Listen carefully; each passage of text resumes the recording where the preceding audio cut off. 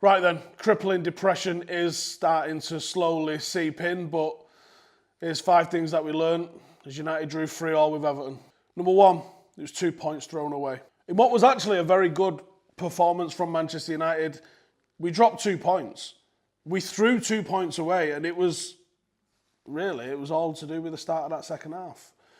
United went into the break, a little bit of a scare at the end of the half, which United just about got away with, but more or less, we dominated the first half, we scored a couple of good goals, everything's rosy. Bruno Fernandes has just done some outrageous stuff.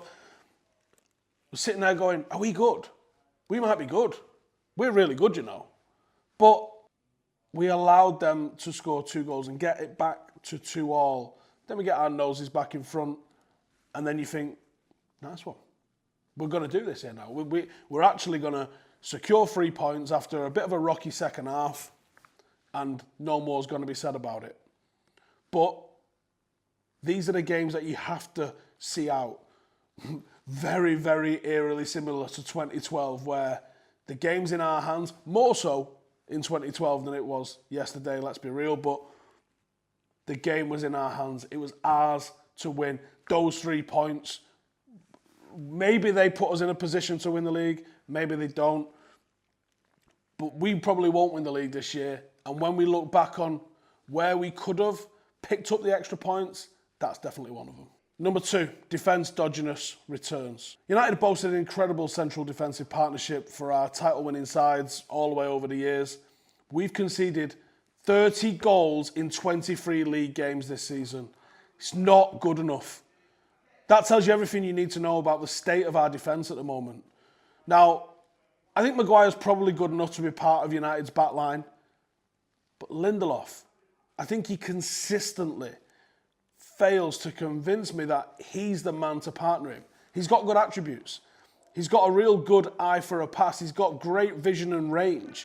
But is that enough to be a centre-half at Manchester United? I think Maguire needs to be the B in a partnership. I think he needs to have a captain alongside him. I think he needs someone who's a leader. And I think you get the best out of Maguire when you have someone that's genuinely world-class and talking him through the games.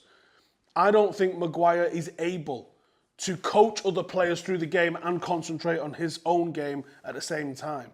And I think that leads to maybe he's too busy concentrating on his own performance to organise.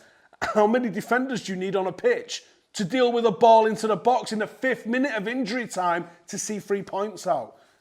Not acceptable. Now, with Bailly being unavailable more often than not, this United team won't become top 4 challengers if there's not going to be a top quality partner brought in sooner rather than later. Number 3, the stunning Fernandes strike. Now, if we're looking at some positives, then Fernandes doubled United's lead with a simply sensational strike. I've seen people calling it Cantona-esque, and do you know what? I'm on that train. I liked it. It was brilliant. The dummy to allow it to go back out to the right-hand side for Wan-Bissaka, and then finding himself in space by not moving. It was genius. And then literally, as he lined up to cross it, Cavani made a run, and I'm going, chip it in for him, thinking he was going to cross it in for him. But obviously, he had other ambitions, and the other ambitions were to absolutely terrorise the goalkeeper and stick it over him. Unbelievable finish from him. He's now scored 4 Premier League goals from outside the box since his competition debut, with only Ward-Pros that have scored more in that time, with 5. And he scored a bit of a banger yesterday as well. Number 4, Cavani breaks the curse. Edinson Cavani is 34 next week. Let that sink in. His movement, his positioning around the box is something that literally every other striker at the club can learn off, but it also makes him a serious, serious asset. And the guy's work rate is absolutely ridiculous, and he's by far United's best option as a proper striker. Only Suek has scored more headed goals in the Premier League this season with 5 than the 4 that Cavani has got.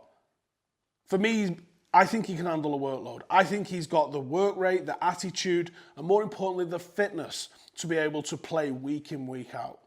If we have to bring Tony Marshall in, certainly while he's off form, I think we're weakening our chances to go on and win stuff. Cavani is being absolutely sensational, and he has to keep playing week in, week out.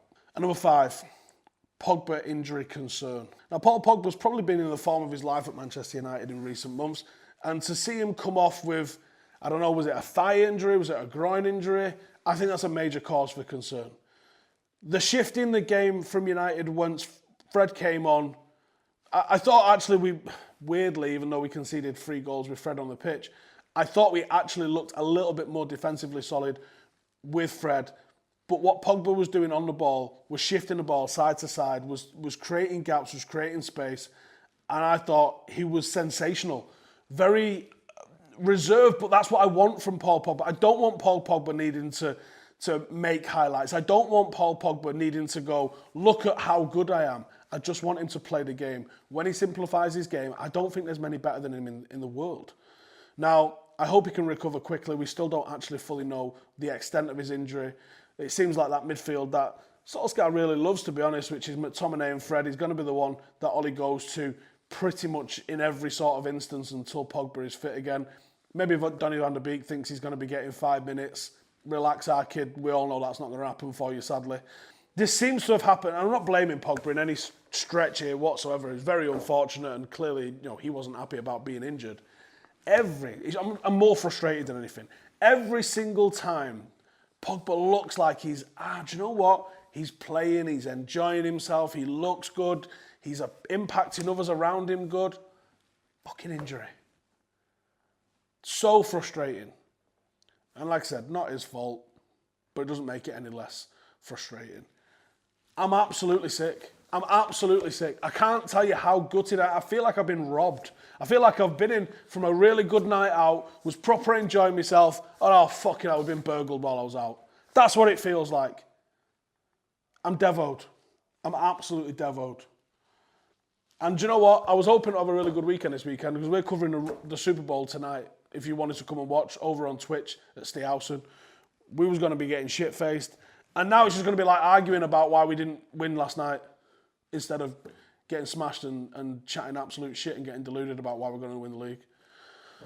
So if you're into that sort of stuff, or if you're an insomniac and live in the UK, come and join us at about 11 o'clock. Otherwise, go fuck yourselves. I'll see you in the next one.